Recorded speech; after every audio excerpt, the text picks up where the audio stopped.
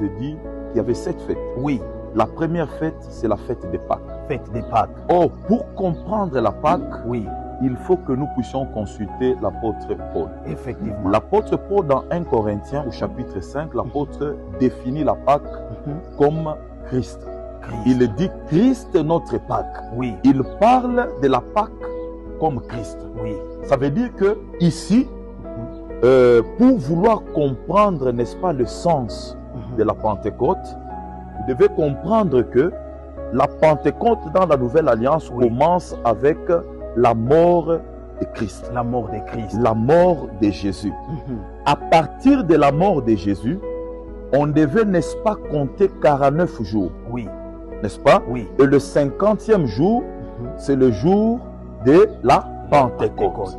Or, lorsque vous prenez les Écritures, oui, vous allez constater que Jésus-Christ est mort. Oui. Il a été enseveli. Oui. Il a fait 3 jours. 3 jours dans les tombeaux. Dans les tombeaux. Et le 3e jour, il est ressuscité. Si on peut prendre les 3 jours, on le met de côté. Oui. Et quand il est ressuscité, les Écritures disent quoi? Que Jésus-Christ, après avoir ressuscité, il a vécu au milieu de ses disciples, leur annonça les mystères du royaume pendant 40 jours. Si tu fais 40, plus de 3 jours, oui, ça fait 43 jours. Oui. Comprenez? Oui, oui. Voilà. Vous allez voir maintenant le 40e jour, oui, le jour que Jésus devait, n'est-ce pas, aller au ciel. Oui. La Bible dit qu'il donne une recommandation à ses apôtres, à ses disciples. Il leur dit, restez, ne quittez pas Jérusalem. Ne quittez pas Jérusalem. Jusqu'à ce que le Père vous a promis vienne. Comprenez un peu, frère Patrick? Oui, oui. Et la Bible dit, Jésus est parti. Oui. Et la Bible nous signifie dans le livre des Actes aux Apôtres, oui, que entre le lieu où Jésus-Christ a laissé ses apôtres, ses disciples, et l'entrée à Jérusalem, parce qu'ils devaient tous entrer à Jérusalem. Et l'entrée à Jérusalem, la distance qui était là, la Bible dit que c'était une distance du sabbat. Or, nous savons que le sabbat a combien de jours? Le sabbat a 7 jours. Le sabbat a 7 jours.